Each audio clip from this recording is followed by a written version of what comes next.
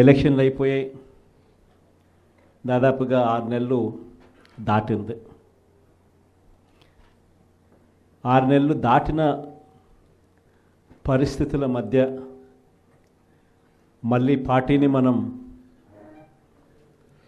సమాయత్తం చేసే దిశగా అడుగులు వేస్తూ ఈరోజు అందరం కూడా ఇక్కడ కలుస్తా ఉన్నాం. ప్రజలందరూ కూడా ఈరోజు నిలదీసే పరిస్థితిలోకి ప్రజలంతా వస్తూ ఉన్నారు. ఏమైనా 15,000 అని చెప్పి చిన్నపిల్లలు అడుగుతూ ఉన్నారు. ఏమైనా 18,000 అని చెప్పి వాళ్ళ అమ్మలు అడుగుతూ ఉన్నారు. ఏమైనా 48,000 అని చెప్పి ఆ అమ్మమ్మలు అడుగుతూ ఉన్నారు. ఏమైంది 36,000 అని చెప్పి చిన్నపిల్లలు ఉద్యోగం కోసం ఎదుగుతూ ఉన్న పిల్లలు అడుగుతూ ఉన్నారు. ఏమైంది 20,000 అని చెప్పి రైతన్నలు అడుగుతూ ఉన్నారు. వీళ్ళకి ఎవ్వరికీ కూడా చంద్రబాబు నాయుడు అనే వ్యక్తి వాళ్ళ పార్టీకి సంబంధించిన క్యాడర్ సమాధానం చెప్పలేని పరిస్థితిలో వాళ్ళ పార్టీ వాళ్ళ పెద్దలు అందరూ కూడా ఏం చేస్తూ ఉన్నారు? Diversion politics. ప్రతిరోజు ప్రతి నెల ఒక టాపిక్ తీసుకొస్తారు. ఏదో ఒక టాపిక్ తీసుకొచ్చి గోబల్స్ ప్రచారంలో భాగంగా ప్రతి ఒక్కడు దాన్ని అందుకుంటారు. ఓసారి తిరుపతి లడ్డు అంటారు, ఇంకొకసారి జూన్లో ఋషికొండ భవనాలు అన్నారు, జూలైలో శ్వేతపత్రాలు మదనపల్లి ఫైల్స్ అన్నారు, ఆగస్టులో ముంబై నటి నా పేరేం పేరు కాదాంబరి అన్నాడు, సెప్టెంబర్లో ప్రకాశం బ్యారేజీని బోట్లతో ఢీకొట్టి గేట్లను పడగొట్టాలని చెప్పి మనం ప్లాన్ చేసినామని అంటాడు. అక్టోబర్లో సరే ఇంకా ఎట్లా మీరు అంతా చూశారు, నా కుటుంబాన్ని తీసుకొచ్చినాడు. నవంబర్కి వచ్చేసరికి బడ్జెట్పై దృష్టి మళ్లించడానికి 14 లక్షల కోట్ల అప్పులు అని చెప్పి, డిసెంబర్లోకి వచ్చేసరికి ఇప్పుడు కొత్తగా మీరు అంతా మనం చూస్తూ ఉన్నాం రేషన్ బియ్యం అంటానండి. ఇప్పుడు కొత్తగా కనిపిస్తూ ఉందా రేషన్ బియ్యం అని చెప్పి. ఇప్పుడు నాకు నిజంగా ఆశ్చర్యం అనిపిస్తుంది ఆ రేషన్ బియ్యం కథలీలు చెప్తా ఉన్నప్పుడు. ప్రభుత్వంలో ఎవరున్నారు అని, ప్రభుత్వంలో మనమున్నామా ప్రభుత్వంలో వాళ్ళు ఉన్నారా అని నాకు అర్థం కాల. 7 నెలలు అయిపోయింది, దాదాపుగా 6.5 నెల అయిపోయింది వాళ్ళ ప్రభుత్వం వచ్చి. 6.5 నెల 7 నెలలు అవుతూ ఉంది వాళ్ళ ప్రభుత్వం వచ్చింది. ఎమ్మెల్యేలు వాళ్ళు, మంత్రులు వాళ్ళు, కలెక్టర్లు వాళ్ళు, జాయింట్ కలెక్టర్లు వాళ్ళు, పోలీసులు వాళ్ళు, ఎంఆర్ఓలు వాళ్ళ అధికారులే, చెక్ పోస్టులు వాళ్ళవి, అన్నీ వాళ్ళవే. ఇవన్నీ దాటుకొని మళ్ళీ పోర్టుకు వచ్చింతే పోర్టులో కస్టమ్స్ అధికారులు, పోర్టులో సిఐఎస్ఎఫ్ పోలీసులు, ఇవన్నీ కూడా వీళ్ళు పొత్తులో ఉన్న కేంద్ర ప్రభుత్వం మనుషులు. మరి ఇవన్నీ దాటుకొని ఏదైనా మెటీరియల్ బోటులోకి పోగలుగుతుందా? ఆశ్చర్యం ఏమిటంటే ఈయన పోయిన బోటు పక్క బోటే ఫైనాన్స్ మినిస్టర్, ప్రస్తుత ఫైనాన్స్ మినిస్టర్ పయ్యావుల కేశవ్ వాళ్ళ సొంత వియ్యంకుడిది, శ్రీనివాసరావు గారిని సొంత వియ్యంకుడిది, పట్టాభి రైస్ ఎక్స్పోర్ట్స్. ఆయన ఎక్స్పోర్ట్ చేస్తున్నాడు పక్కన, అదే పోర్ట్లోనే పక్కన. అడిగిపోడు దీంట్లోకి వచ్చి మాట్లాడతాడు. నాకు ఆశ్చర్యం అనిపించింది, అసలు ఏందిరా నాయన ఇది, ఎవరు ప్రభుత్వంలో ఉన్నాము, ఎవడు చేస్తూ ఉన్నాడు అని చెప్పి. వైఎస్ఆర్సీపీలో మన కార్యకర్తలు మనోళ్ళందరూ వ్యవస్థీకృత నేరాలంట. అసలు వ్యవస్థీకృత నేరాలు చేస్తూ ఉండేది ఎవరు? చేస్తూ ఉండేది వాళ్ళు, చేసింది వాళ్ళు, మన మీద ఏళ్ళెత్తి చూపిస్తూ ఉండరు. నిజంగా ఇవన్నీ చూసినప్పుడే అసలు ఎందుకు జరుగుతూ ఉన్నాయి ఇవన్నీ అని చెప్పి చూస్తే, రైస్ ఎక్స్పోర్ట్స్లో ఆంధ్ర రాష్ట్రం, ధాన్యం ఎక్స్పోర్ట్, బియ్యం ఎక్స్పోర్ట్స్లో ఆంధ్ర రాష్ట్రం నెంబర్ 1గా ఇప్పుడు నుంచి కాదు, దశాబ్దాలుగా మనమే నెంబర్ 1. తెలంగాణ నుంచి బియ్యం మన దగ్గరికే వస్తుంది, ఆంధ్ర నుంచి రైతులు పండించిన బియ్యాన్ని ఇక్కడి నుంచి ఎక్స్పోర్ట్ చేస్తారు. అదే తప్పేం కాదు, ఎప్పటి నుంచో దశాబ్దాలుగా జరుగుతూ ఉంది. ఆంధ్రాలో రైస్ ఎక్స్పోర్ట్స్ నెంబర్ 1. అందులో ఈ పయ్యావుల కేశవ్ వాళ్ళ వియంకుడు, ఈ పట్టాభి రైట్ ఎక్స్పోర్ట్, ఈయన ఆంధ్రాలో నెంబర్ 1. ఇది నిజంగా ఇది కొత్త ఏం కాదు. ఎందుకనంటే ఇది ఎప్పటి నుంచో జరుగుతూ ఉండేది. బియ్యం అనే రైతులు పండిస్తూ ఉన్నారు, రైతులకు గిట్టుబాటు ధర రావాలి, రైతులకు మంచి రేటు రావాలి అని అంటే ఎక్స్ట్రా పండించిందంతా రైతులు ఎక్స్పోర్ట్ చేసుకుంటూ ఉండే సాంప్రదాయం ఎప్పటి నుంచో జరుగుతూ ఉంది, జరుగుతూ ఉంది. అయితే దీన్ని ఎలా ట్విస్ట్ చేస్తూ ఉన్నారు అనేది ఇప్పుడు ఆశ్చర్యం. మన ప్రభుత్వంలో డీలర్ల వ్యవస్థను మనం పక్కన పెట్టి ఇంటి వద్దకే బియ్యం సప్లై కింద మనం MDUs తీసుకొచ్చి, మొబైల్ డిస్పెన్సింగ్ యూనిట్లను తీసుకొచ్చి ఇంటి వద్దకే బియ్యం సప్లై తీసుకుపోయినాం. మొట్టమొదటిసారిగా మనం బియ్యం క్వాలిటీని పెంచినాం. మధ్యస్థు సన్నకార బియ్యం ప్రమోట్ చేసినాం, ఇవ్వడం. స్వర్ణ బియ్యం ఏని తీసుకొచ్చి సాటెక్స్ చేసి 800 కోట్ల సంవత్సరానికి అదనపుగా ఖర్చు పెట్టి బియ్యంలో నూకల శాతం తగ్గించి సాటెక్స్ చేసి ప్రజలకు మంచి బియ్యం, తినగలిగిన బియ్యం ఇస్తే వాళ్ళు ఎదురు అమ్ముకునే పరిస్థితి ఉండదు అని చెప్పి దానికి ఫుల్ స్టాప్ పెట్టే కార్యక్రమం చేసింది ఎప్పుడైనా జరిగింది అని అంటే అది ఒక్క వైఎస్ఆర్సీపీ ప్రభుత్వ హయాంలోనే జరిగింది. ఈరోజు వీళ్ళు ఏం చేస్తూ ఉంటారు? ఈరోజు ఒక పద్ధతి ప్రకారం ఫస్ట్ ఇంటి వద్దకే బియ్యం ఆపేసినారు. వాళ్ళకి ఇచ్చే బియ్యం ఇంతకుముందు మనం సాటెక్స్ చేసి మంచి క్వాలిటీ బియ్యం మనం ఇస్తూ ఉంటే, మధ్యస్థ సన్నకార బియ్యం సాటెక్స్ చేసి మనం ఇస్తూ ఉంటే ఈరోజు లేదు. ఈరోజు నిర్వీర్యం చేశారు. చేసి వీళ్ళు ఇవన్నీ చేస్తూ ఉండి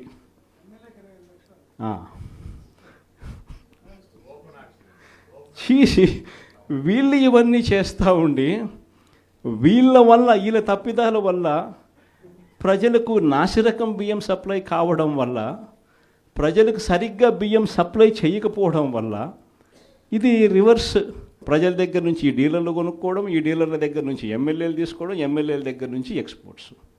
ఇది జరుగుతూ ఉండదు. ఇప్పుడు తప్పు వీళ్ళు చేస్తూ ఉండి ఇంకొకరి మీద ఏళ్ళెత్తి చూపిస్తారు. మన హయాంలో దళారీ వ్యవస్థను పూర్తిగా తీసేసి ప్రతి రైతుకు కనీస మద్దతు ధర ఖచ్చితంగా వచ్చేట్టుగా ఆర్బీకేలే వాళ్లకు పేమెంట్ స్లిప్స్ ఇచ్చేట్టుగా మన ప్రభుత్వంలో జరిగితే, రైతుకు ఏ మిల్లుకు తాను పోవాలి అనేది పూర్తిగా పక్కన పెట్టేసి పలాని మిల్లుకే మీరు పోవాలి అనేది తీసేసి రైతుకు మిల్లర్కు సంబంధం లేకుండా చేసిన పాలన మంది.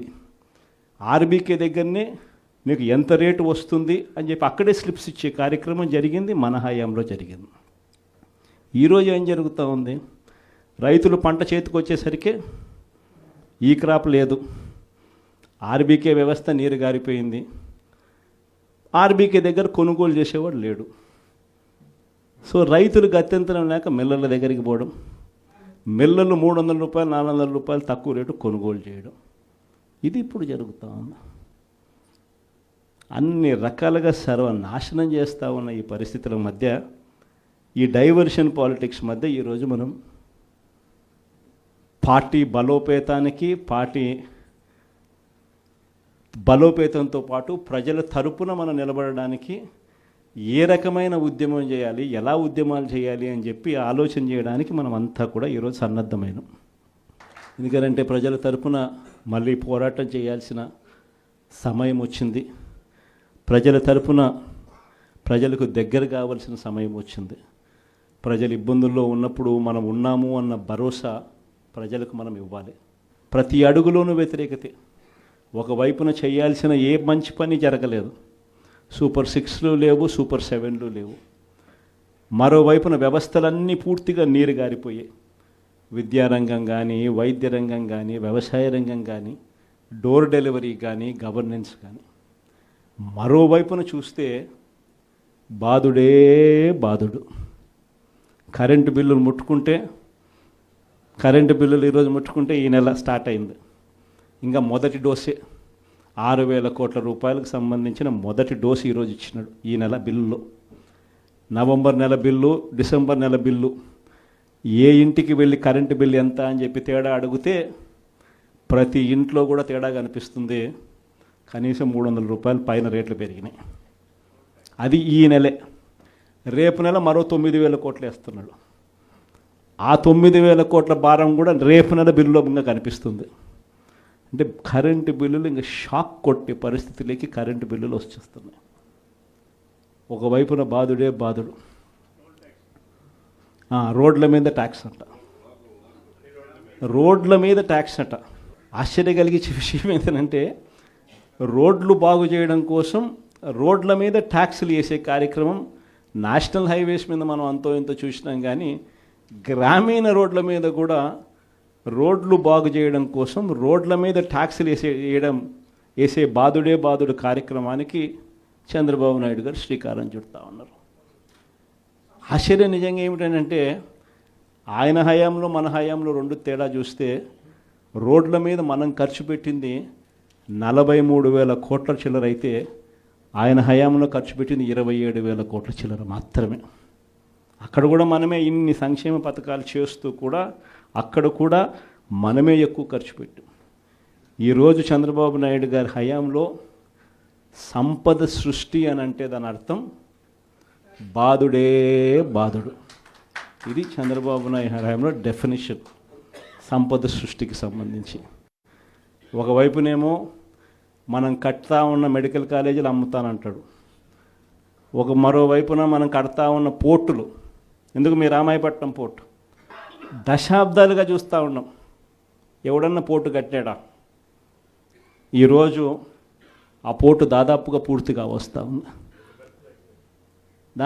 పోర్టు పూర్తిగా వస్తూ ఉంది. సముద్రంలో నుంచి షిప్ కూడా తీసుకొని రావచ్చు.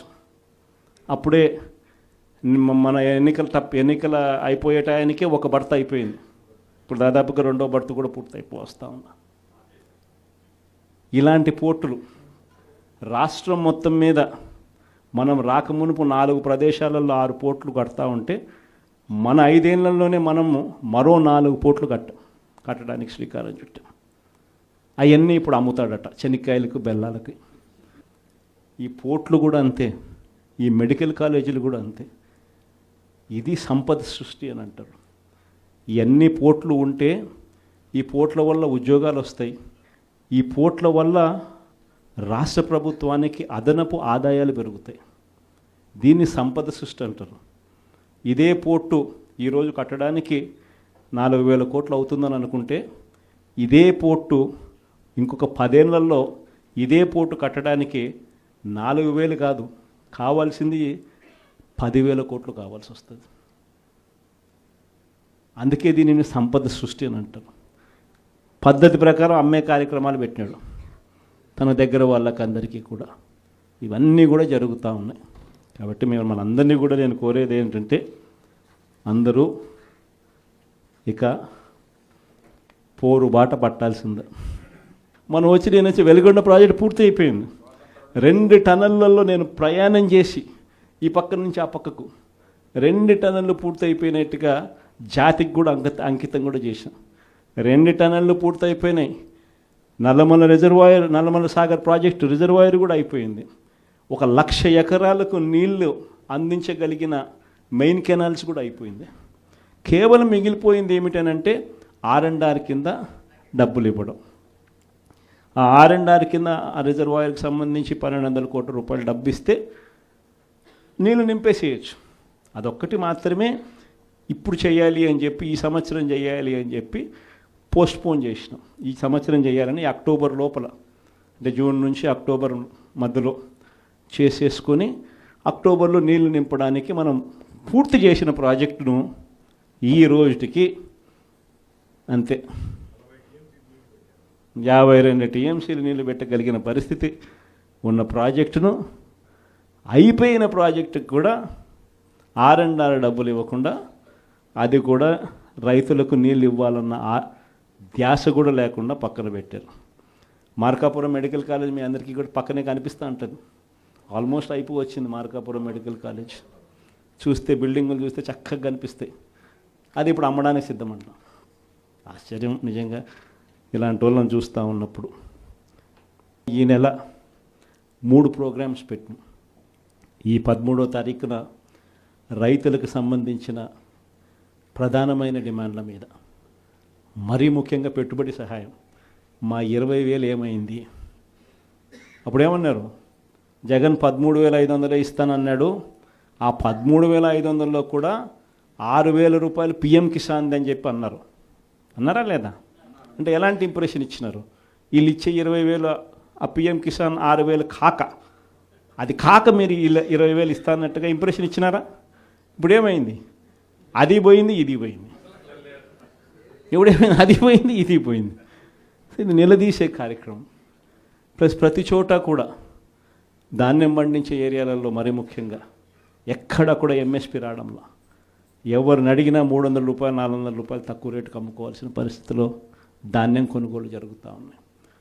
ఎక్కడ కూడా ఉచిత పంటల బీమా, ఇంతకుముందు మన ప్రభుత్వంలో ఈ క్రాప్ చేసి ప్రతి ఒక్క రైతుకు ఉచిత పంటల బీమా అందుబాటులోకి తీసుకొచ్చాం. ఈరోజు ఉచిత పంటల బీమా ఎత్తేసినారు. వీటి అన్నిటి మీద క్వశ్చన్ చేస్తూ ఈ నెల 13వ తారీఖున కలెక్టరేట్ల దగ్గర రైతుల తరపున మనమంతా కూడా రైతులను వెంటేసుకొని పోయి కలెక్టర్లకు మనం వినతి పత్రం ఇస్తూ, అయ్యా రైతుల సమస్యలు ఇవి, పలకండి పట్టించుకోండి అని చెప్పి గట్టిగా డిమాండ్ చేసే కార్యక్రమం 13వ తారీఖున చేస్తూ ఉన్నాం. అదే మాదిరిగా 27వ తారీఖున కరెంటు ఛార్జీల మీద బాధుడే బాధుడు. ఎన్నికలప్పుడు ఏమని చెప్పావయ్యా, కరెంటు ఛార్జీలు తగ్గిస్తానన్నావు, అన్నాడా లేదా? బాగా మన యూట్యూబ్లో కూడా నేను నా ట్వీట్లో కూడా పెట్టిన ఆయన అన్న మాటలు. అప్పుడు ఎంత గట్టిగా అన్నాడు, మామూలు గట్టిగా కాదు. నేనున్నా, నేను తగ్గిస్తా,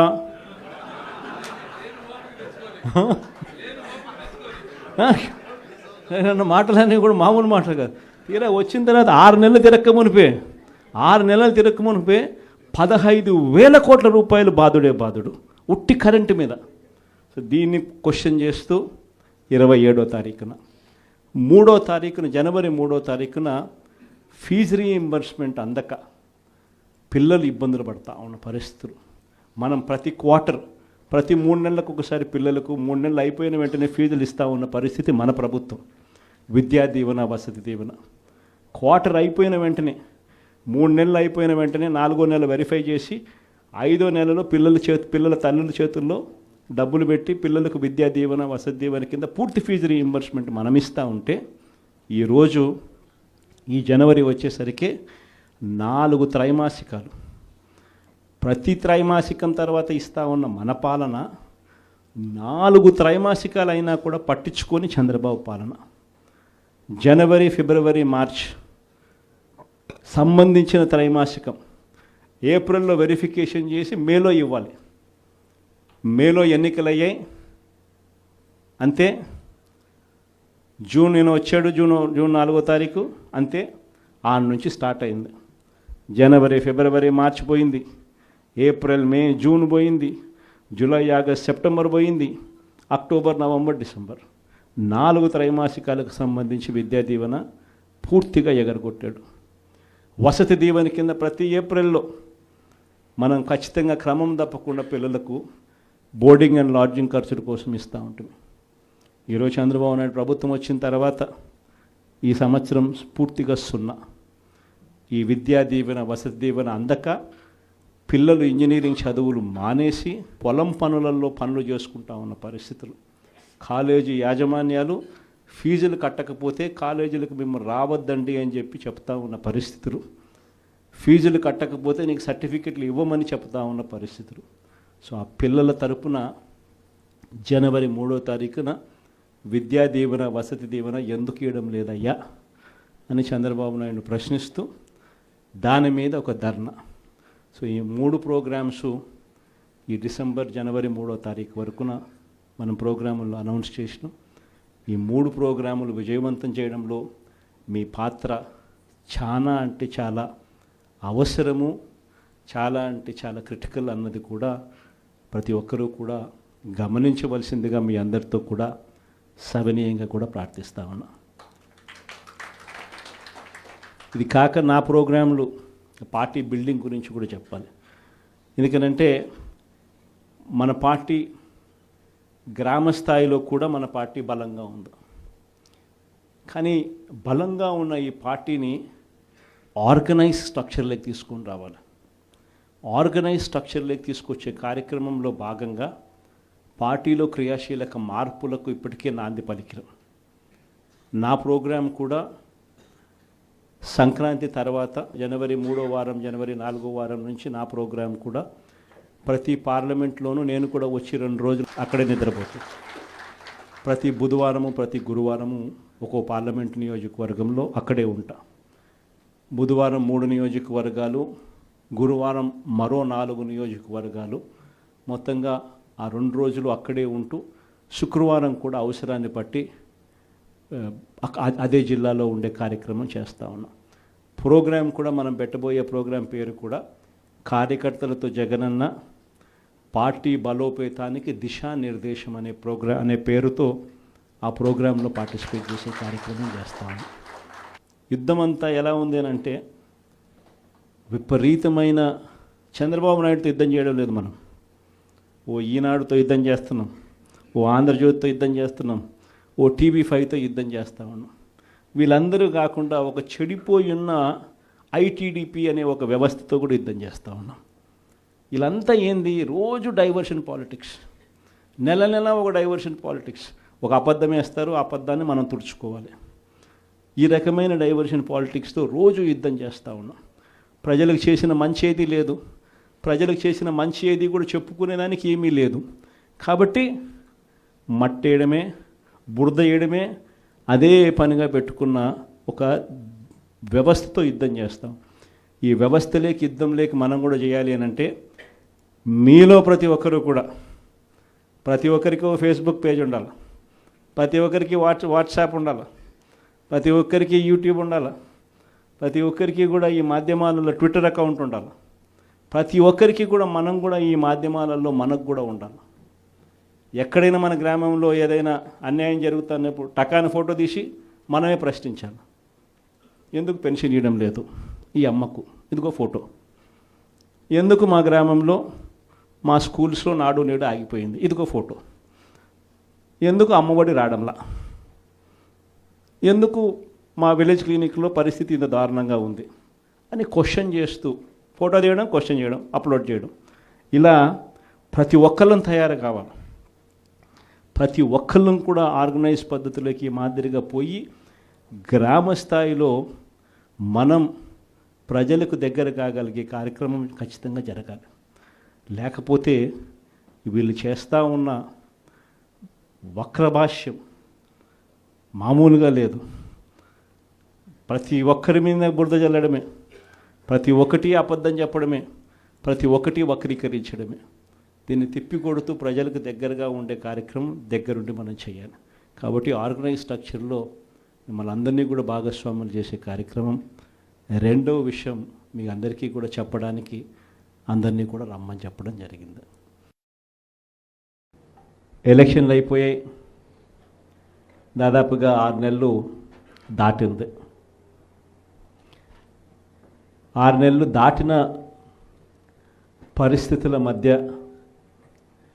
మళ్ళీ పార్టీని మనం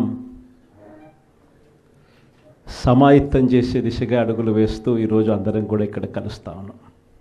ప్రజలందరూ కూడా ఈరోజు నిలదీసే పరిస్థితిలోకి ప్రజలంతా వస్తూ ఉన్నారు.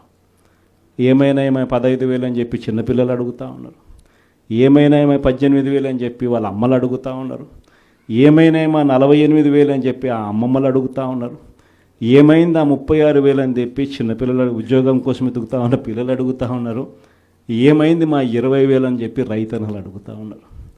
వీళ్ళకి ఎవ్వరికీ కూడా చంద్రబాబు నాయుడు అనే వ్యక్తి, వాళ్ళ పార్టీకి సంబంధించిన క్యాడర్ సమాధానం చెప్పలేని పరిస్థితిలో వాళ్ళ పార్టీ, వాళ్ళ పెద్దలు అందరూ కూడా ఏం చేస్తూ ఉన్నారు, డైవర్షన్ పాలిటిక్స్.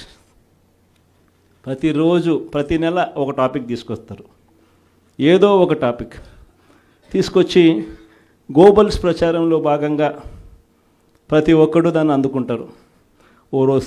ఓసారి తిరుపతి లడ్డు అంటారు, ఇంకొకసారి జూన్లో ఋషికొండ భవనాలు అన్నారు, జూలైలో శ్వేతపత్రాలు మదనపల్లి ఫైల్స్ అన్నారు, ఆగస్టులో ముంబై నటి నా పేరేం పేరు కాదాంబరి అన్నాడు, సెప్టెంబర్లో ప్రకాశం బ్యారేజీని బోట్లతో ఢీకొట్టి గేట్లను పడగొట్టాలని చెప్పి మనం ప్లాన్ చేసినామని అంటాడు. అక్టోబర్లో సరే ఇంకా ఎట్టాగ మీరు అంతా చూశారు, నా కుటుంబాన్ని తీసుకొచ్చినాడు. నవంబర్కి వచ్చేసరికి బడ్జెట్పై దృష్టి మళ్లించడానికి 14 లక్షల కోట్ల అప్పులు అని చెప్పి డిసెంబర్లోకి వచ్చేసరికి ఇప్పుడు కొత్తగా మీరు అంతా మనం చూస్తూ ఉన్నాం, రేషన్ బియ్యం అంటానండి. ఇప్పుడు కొత్తగా కనిపిస్తూ ఉందా రేషన్ బియ్యం అని చెప్పి. ఇప్పుడు నాకు నిజంగా ఆశ్చర్యం అనిపిస్తుంది ఆ రేషన్ బియ్యం కథలీలు చెప్తా ఉన్నప్పుడు. ప్రభుత్వంలో ఎవరున్నారు అని, ప్రభుత్వంలో మనమున్నామా, ప్రభుత్వంలో వాళ్ళు ఉన్నారా అని నాకు అర్థం కాల. 7 నెలలు అయిపోయింది, దాదాపుగా 6.5 నెల అయిపోయింది వాళ్ళ ప్రభుత్వం వచ్చి. 6.5 నెల 7 నెలలు అవుతూ ఉంది వాళ్ళ ప్రభుత్వం వచ్చింది. ఎమ్మెల్యేలు వాళ్ళు, మంత్రులు వాళ్ళు, కలెక్టర్లు వాళ్ళు, జాయింట్ కలెక్టర్లు వాళ్ళు, పోలీసులు వాళ్ళు, ఎంఆర్ఓలు వాళ్ళ అధికారులే, చెక్ పోస్టులు వాళ్ళవి, అన్నీ వాళ్ళవే. ఇవన్నీ దాటుకొని మళ్ళీ పోర్టుకు వచ్చింతే పోర్టులో కస్టమ్స్ అధికారులు, పోర్టులో సిఐఎస్ఎఫ్ పోలీసులు, ఇవన్నీ కూడా వీళ్ళు పొత్తులో ఉన్న కేంద్ర ప్రభుత్వం మనుషులు.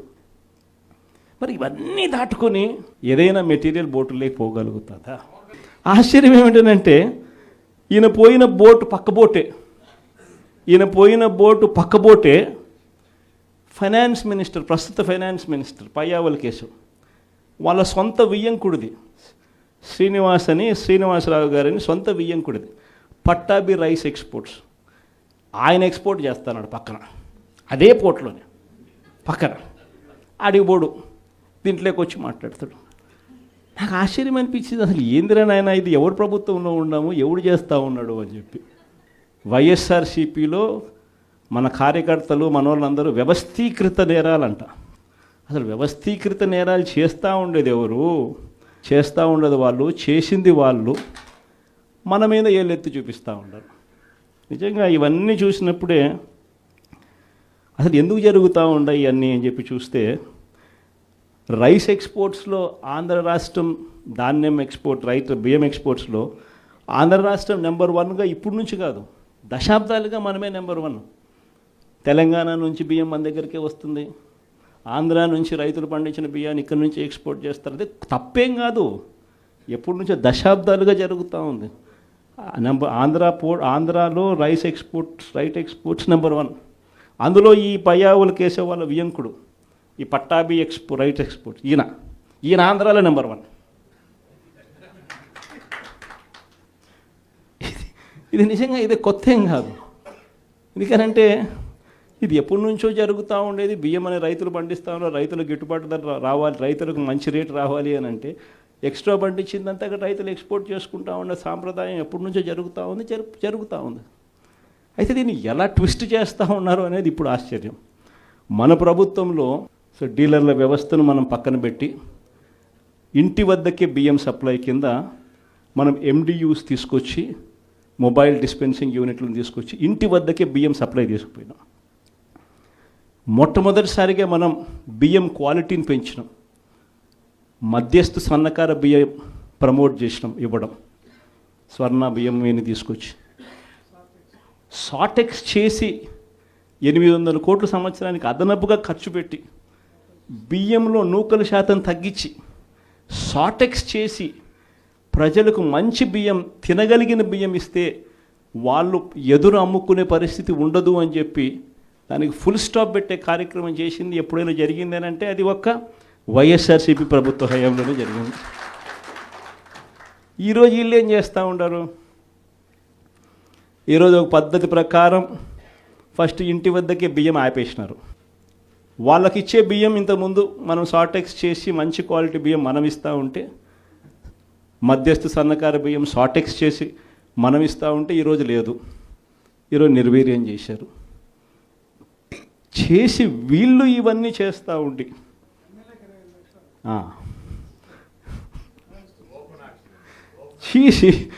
వీళ్ళు ఇవన్నీ చేస్తూ ఉండి వీళ్ళ తప్పిదాల వల్ల ప్రజలకు నాసిరకం బియ్యం సప్లై కావడం వల్ల, ప్రజలకు సరిగ్గా బియ్యం సప్లై చేయకపోవడం వల్ల ఇది రివర్స్. ప్రజల దగ్గర నుంచి ఈ డీలర్లు కొనుక్కోవడం, ఈ డీలర్ల దగ్గర నుంచి ఎమ్మెల్యేలు తీసుకోవడం, ఎమ్మెల్యేల దగ్గర నుంచి ఎక్స్పోర్ట్స్, ఇది జరుగుతూ ఉండదు. ఇప్పుడు తప్పు వీళ్ళు చేస్తూ ఉండి ఇంకొకరి మీద ఏళ్ళెత్తి చూపిస్తారు. మన హయాంలో దళారీ వ్యవస్థను పూర్తిగా తీసేసి ప్రతి రైతుకు కనీస మద్దతు ధర ఖచ్చితంగా వచ్చేట్టుగా ఆర్బీకేలే వాళ్లకు పేమెంట్ స్లిప్స్ ఇచ్చేట్టుగా మన ప్రభుత్వంలో జరిగితే రైతుకు ఏ మిల్లుకు తాను పోవాలి అనేది పూర్తిగా పక్కన పెట్టేసి పలాని మిల్లుకే మీరు పోవాలి అనేది తీసేసి రైతుకు మిల్లర్కు సంబంధం లేకుండా చేసిన పాలన మంది. ఆర్బీకే దగ్గరనే మీకు ఎంత రేటు వస్తుంది అని చెప్పి అక్కడే స్లిప్స్ ఇచ్చే కార్యక్రమం జరిగింది, మన హయాంలో జరిగింది. ఈరోజు ఏం జరుగుతూ ఉంది, రైతులు పంట చేతికి వచ్చేసరికి ఈ క్రాప్ లేదు, ఆర్బీకే వ్యవస్థ నీరు గారిపోయింది, ఆర్బీకే దగ్గర కొనుగోలు చేసేవాడు లేడు. సో రైతులు గత్యంతరం లేక మిల్లర్ల దగ్గరికి పోవడం, మిల్లర్లు 300 రూపాయలు 400 రూపాయలు తక్కువ రేటు కొనుగోలు చేయడం, ఇది ఇప్పుడు జరుగుతూ ఉంది.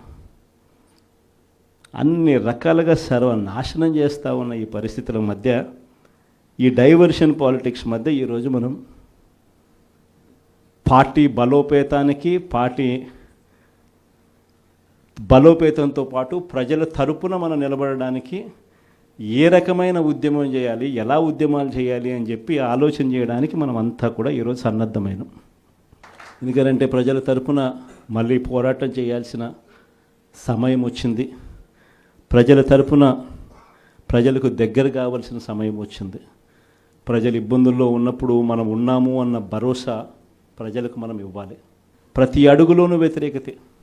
ఒకవైపున చేయాల్సిన ఏ మంచి పని జరగలేదు, సూపర్ 6లు లేవు, సూపర్ 7లు లేవు. మరోవైపున వ్యవస్థలన్నీ పూర్తిగా నీరు గారిపోయాయి. విద్యారంగం కానీ, వైద్య రంగం కానీ, వ్యవసాయ రంగం కానీ, డోర్ డెలివరీ కానీ, గవర్నెన్స్ కానీ. మరోవైపున చూస్తే బాధుడే బాధుడు. కరెంటు బిల్లులు ఈరోజు ముట్టుకుంటే ఈ నెల స్టార్ట్ అయింది. ఇంకా మొదటి డోసే 6,000 కోట్ల రూపాయలకు సంబంధించిన మొదటి డోసు ఈరోజు ఇచ్చినాడు ఈ నెల బిల్లులో. నవంబర్ నెల బిల్లు, డిసెంబర్ నెల బిల్లు, ఏ ఇంటికి వెళ్ళి కరెంటు బిల్లు ఎంత అని చెప్పి తేడా అడిగితే ప్రతి ఇంట్లో కూడా తేడా కనిపిస్తుంది. కనీసం 300 రూపాయలు పైన రేట్లు పెరిగినాయి. అది ఈ నెలే. రేపు నెల మరో 9,000 కోట్లు వేస్తున్నాడు. ఆ 9,000 కోట్ల భారం కూడా రేపు నెల బిల్లులో ఇంకా కనిపిస్తుంది. అంటే కరెంటు బిల్లులు ఇంకా షాక్ కొట్టే పరిస్థితిలోకి కరెంటు బిల్లులు వచ్చేస్తున్నాయి. ఒకవైపున బాధుడే బాధుడు. రోడ్ల మీద ట్యాక్స్ అట. ఆశ్చర్య కలిగించే విషయం ఏంటంటే, రోడ్లు బాగు చేయడం కోసం రోడ్ల మీద ట్యాక్సులు వేసే కార్యక్రమం నేషనల్ హైవేస్ మీద మనం అంతో ఎంతో చూసినాం. కానీ గ్రామీణ రోడ్ల మీద కూడా రోడ్లు బాగు చేయడం కోసం రోడ్ల మీద ట్యాక్సులు వేసే బాధుడే బాధుడు కార్యక్రమానికి చంద్రబాబు నాయుడు గారు శ్రీకారం చుడతా ఉన్నారు. ఆశ్చర్యం నిజంగా ఏమిటంటే, ఆయన హయాంలో మన హయాంలో 2 తేడా చూస్తే, రోడ్ల మీద మనం ఖర్చు పెట్టింది 43,000 కోట్ల చిల్లర అయితే ఆయన హయాంలో ఖర్చు పెట్టింది 27,000 కోట్ల చిల్లర మాత్రమే.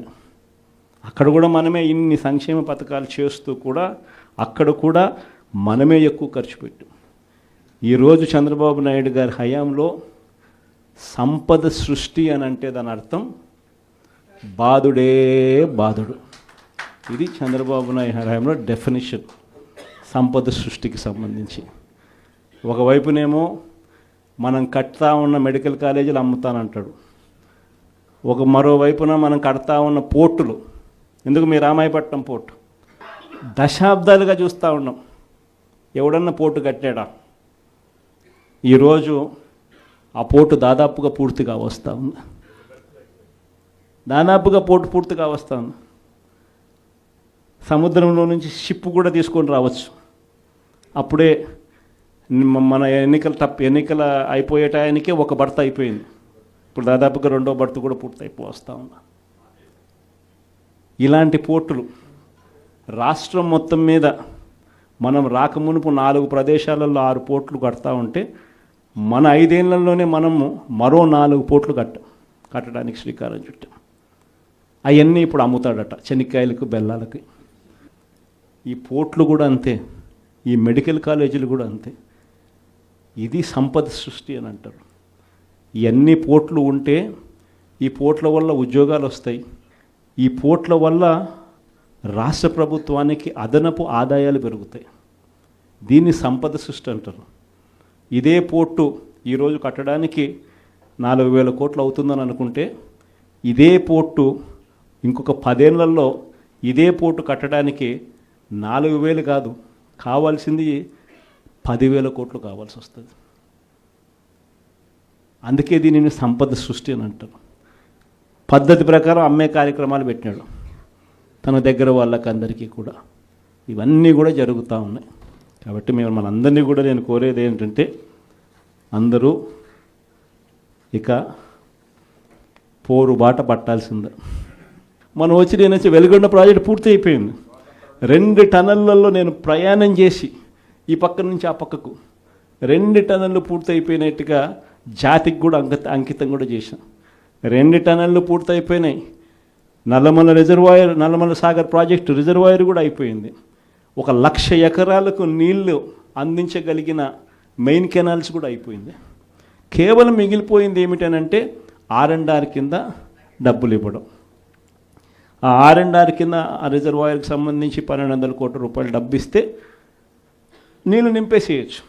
అదొక్కటి మాత్రమే ఇప్పుడు చేయాలి అని చెప్పి, ఈ సంవత్సరం చేయాలి అని చెప్పి పోస్ట్పోన్ చేసినాం. ఈ సంవత్సరం చేయాలని అక్టోబర్ లోపల, అంటే జూన్ నుంచి అక్టోబర్ మధ్యలో చేసేసుకొని అక్టోబర్లో నీళ్లు నింపడానికి మనం పూర్తి చేసిన ప్రాజెక్టును ఈ రోజుకి అంతే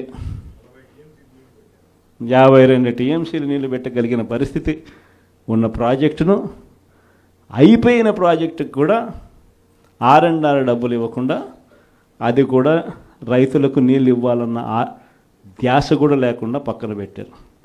మార్కాపురం మెడికల్ కాలేజ్ మీ అందరికీ కూడా పక్కనే కనిపిస్తూ ఉంటుంది. ఆల్మోస్ట్ అయిపో వచ్చింది మార్కాపురం మెడికల్ కాలేజ్. చూస్తే బిల్డింగులు చూస్తే చక్కగా కనిపిస్తాయి. అది ఇప్పుడు అమ్మడానికి సిద్ధమంటాం.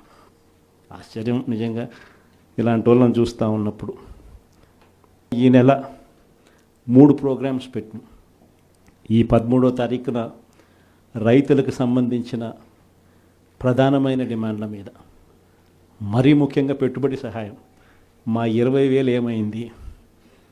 అప్పుడు ఏమన్నారు? జగన్ 13,500 ఇస్తానన్నాడు. ఆ 13,500లో కూడా 6,000 రూపాయలు PM కిసాన్ అని చెప్పి అన్నారా లేదా? అంటే ఎలాంటి ఇంప్రెషన్ ఇచ్చినారు? వీళ్ళు ఇచ్చే 20,000 ఆ PM కిసాన్ 6,000 కాక, అది కాక మీరు 20,000 ఇస్తానట్టుగా ఇంప్రెషన్ ఇచ్చినారా? ఇప్పుడు ఏమైంది? అది పోయింది, ఇది పోయింది. ఎప్పుడేమైంది? అది పోయింది, ఇది పోయింది. ఇది నిలదీసే కార్యక్రమం. ప్లస్ ప్రతి చోట కూడా ధాన్యం పండించే ఏరియాలలో మరీ ముఖ్యంగా ఎక్కడ కూడా MSP రావడంలో, ఎవరిని అడిగినా 300 రూపాయలు 400 రూపాయలు తక్కువ రేటుకు అమ్ముకోవాల్సిన పరిస్థితిలో ధాన్యం కొనుగోలు జరుగుతూ ఉన్నాయి. ఎక్కడ కూడా ఉచిత పంటల బీమా, ఇంతకుముందు మన ప్రభుత్వంలో ఈ క్రాప్ చేసి ప్రతి ఒక్క రైతుకు ఉచిత పంటల బీమా అందుబాటులోకి తీసుకొచ్చాం. ఈరోజు ఉచిత పంటల బీమా ఎత్తేసినారు. వీటి అన్నిటి మీద క్వశ్చన్ చేస్తూ ఈ నెల 13వ తారీఖున కలెక్టరేట్ల దగ్గర రైతుల తరపున మనమంతా కూడా రైతులను వెంటేసుకొని పోయి కలెక్టర్లకు మనం వినతి పత్రం ఇస్తూ, అయ్యా రైతుల సమస్యలు ఇవి, పలకండి, పట్టించుకోండి అని చెప్పి గట్టిగా డిమాండ్ చేసే కార్యక్రమం 13వ తారీఖున చేస్తూ ఉన్నాం.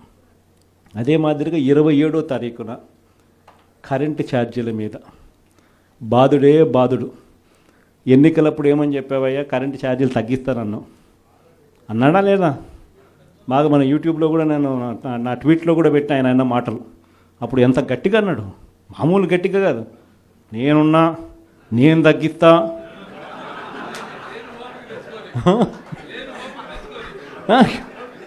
నన్ను మాటలన్నీ కూడా మామూలు మాటలు కాదు. తీరా వచ్చిన తర్వాత 6 నెలలు తిరక్కమునిపే 15,000 కోట్ల రూపాయలు బాధుడు ఉట్టి కరెంటు మీద. సో దీన్ని క్వశ్చన్ చేస్తూ 27వ తారీఖున, 3వ తారీఖున, జనవరి 3వ తారీఖున ఫీజు రీయింబర్స్మెంట్ అందక పిల్లలు ఇబ్బందులు పడతా ఉన్న పరిస్థితులు. మనం ప్రతి క్వార్టర్, ప్రతి 3 నెలలకు ఒకసారి పిల్లలకు 3 నెలలు అయిపోయిన వెంటనే ఫీజులు ఇస్తూ ఉన్న పరిస్థితి మన ప్రభుత్వం. విద్యా దీవెన, వసతి దీవెన క్వార్టర్ అయిపోయిన వెంటనే, 3 నెలలు అయిపోయిన వెంటనే 4వ నెల వెరిఫై చేసి 5వ నెలలో పిల్లల తల్లుల చేతుల్లో డబ్బులు పెట్టి పిల్లలకు విద్యా దీవెన వసతి దీవెన కింద పూర్తి ఫీజు రీయింబర్స్మెంట్ మనం ఇస్తూ ఉంటే ఈరోజు ఈ జనవరి వచ్చేసరికి 4 త్రైమాసికాలు, ప్రతి త్రైమాసికం తర్వాత ఇస్తూ ఉన్న మన పాలన 4 త్రైమాసికాలు అయినా కూడా పట్టించుకొని చంద్రబాబు పాలన. జనవరి, ఫిబ్రవరి, మార్చ్ సంబంధించిన త్రైమాసికం ఏప్రిల్లో వెరిఫికేషన్ చేసి మేలో ఇవ్వాలి. మేలో ఎన్నికలయ్యాయి అంతే. జూన్ నేను వచ్చాడు, జూన్ 4వ తారీఖు అంతే. ఆ నుంచి స్టార్ట్ అయింది. జనవరి, ఫిబ్రవరి, మార్చ్ పోయింది, ఏప్రిల్, మే, జూన్ పోయింది, జూలై, ఆగస్ట్, సెప్టెంబర్ పోయింది, అక్టోబర్, నవంబర్, డిసెంబర్ 4 త్రైమాసికాలకు సంబంధించి విద్యా దీవెన పూర్తిగా ఎగరగొట్టాడు. వసతి దీవెన కింద ప్రతి ఏప్రిల్లో మనం ఖచ్చితంగా క్రమం తప్పకుండా పిల్లలకు బోర్డింగ్ అండ్ లాడ్జింగ్ ఖర్చుల కోసం ఇస్తూ ఉంటుంది. ఈరోజు చంద్రబాబు నాయుడు ప్రభుత్వం వచ్చిన తర్వాత ఈ సంవత్సరం పూర్తిగా 0. ఈ విద్యా దీవెన వసతి దీవెన అందక పిల్లలు ఇంజనీరింగ్ చదువులు మానేసి పొలం పనులలో పనులు చేసుకుంటా ఉన్న పరిస్థితులు. కాలేజీ యాజమాన్యాలు ఫీజులు కట్టకపోతే కాలేజీలకు మిమ్మల్ని రావద్దండి అని చెప్పి చెప్తా ఉన్న పరిస్థితులు. ఫీజులు కట్టకపోతే నీకు సర్టిఫికెట్లు ఇవ్వమని చెప్తా ఉన్న పరిస్థితులు. సో ఆ పిల్లల తరపున జనవరి 3వ తారీఖున విద్యా దీవెన వసతి దీవెన ఎందుకు ఇవ్వడం లేదయ్యా అని చంద్రబాబు నాయుడు ప్రశ్నిస్తూ దాని మీద ఒక ధర్నా. సో ఈ 3 ప్రోగ్రామ్స్ ఈ డిసెంబర్, జనవరి 3వ తారీఖు వరకున మనం ప్రోగ్రాముల్లో అనౌన్స్ చేసినాం. ఈ 3 ప్రోగ్రాములు విజయవంతం చేయడంలో మీ పాత్ర చాలా అంటే చాలా అవసరము, చాలా అంటే చాలా క్రిటికల్ అన్నది కూడా ప్రతి ఒక్కరూ కూడా గమనించవలసిందిగా మీ అందరితో కూడా సవినీయంగా కూడా ప్రార్థిస్తా ఉన్నా. ఇది కాక నా ప్రోగ్రాంలు పార్టీ బిల్డింగ్ గురించి కూడా చెప్పాలి. ఎందుకనంటే మన పార్టీ గ్రామ స్థాయిలో కూడా మన పార్టీ బలంగా ఉంది. కానీ బలంగా ఉన్న ఈ పార్టీని ఆర్గనైజ్ స్ట్రక్చర్లోకి తీసుకొని రావాలి. ఆర్గనైజ్ స్ట్రక్చర్లోకి తీసుకొచ్చే కార్యక్రమంలో భాగంగా పార్టీలో క్రియాశీలక మార్పులకు ఇప్పటికే నాంది పలికినాం. నా ప్రోగ్రాం కూడా సంక్రాంతి తర్వాత జనవరి 3వ వారం, జనవరి 4వ వారం నుంచి నా ప్రోగ్రాం కూడా ప్రతి పార్లమెంట్లోనూ నేను కూడా వచ్చి 2 రోజులు అక్కడే నిద్రపోతాను. ప్రతి బుధవారము, ప్రతి గురువారము ఒక్కో పార్లమెంట్ నియోజకవర్గంలో అక్కడే ఉంటా. బుధవారం 3 నియోజకవర్గాలు, గురువారం మరో 4 నియోజకవర్గాలు, మొత్తంగా ఆ 2 రోజులు అక్కడే ఉంటూ శుక్రవారం కూడా అవసరాన్ని బట్టి అదే జిల్లాలో ఉండే కార్యక్రమం చేస్తూ ఉన్నాం. ప్రోగ్రాం కూడా మనం పెట్టబోయే ప్రోగ్రాం పేరు కూడా కార్యకర్తలతో జగనన్న పార్టీ బలోపేతానికి దిశానిర్దేశం అనే పేరుతో ఆ ప్రోగ్రాంలో పార్టిసిపేట్ చేసే కార్యక్రమం చేస్తా ఉన్నాం. యుద్ధం అంతా ఎలా ఉంది అని అంటే విపరీతమైన చంద్రబాబు నాయుడుతో యుద్ధం చేయడం లేదు. మనం ఓ ఈనాడుతో యుద్ధం చేస్తున్నాం, ఓ ఆంధ్రజ్యోతితో యుద్ధం చేస్తున్నాం, ఓ TV5తో యుద్ధం చేస్తూ ఉన్నాం. వీళ్ళందరూ కాకుండా ఒక చెడిపోయి ఉన్న ITDP అనే ఒక వ్యవస్థతో కూడా యుద్ధం చేస్తూ ఉన్నాం. వీళ్ళంతా ఏంది, రోజు డైవర్షన్ పాలిటిక్స్, నెల ఒక డైవర్షన్ పాలిటిక్స్. ఒక అబద్ధం వేస్తారు, ఆ అబద్ధాన్ని మనం తుడుచుకోవాలి. ఈ రకమైన డైవర్షన్ పాలిటిక్స్తో రోజు యుద్ధం చేస్తూ ఉన్నాం. ప్రజలకు చేసిన మంచి ఏది లేదు, ప్రజలకు చేసిన మంచి ఏది కూడా చెప్పుకునేదానికి ఏమీ లేదు.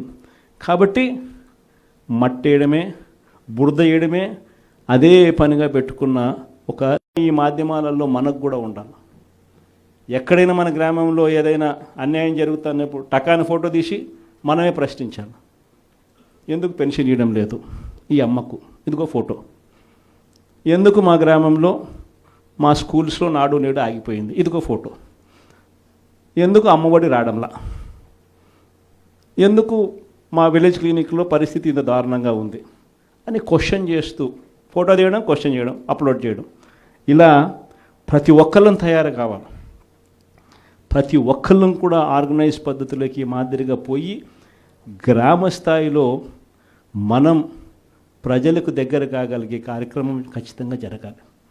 లేకపోతే వీళ్ళు చేస్తూ ఉన్న వక్రభాష్యం, మామూలుగా లేదు.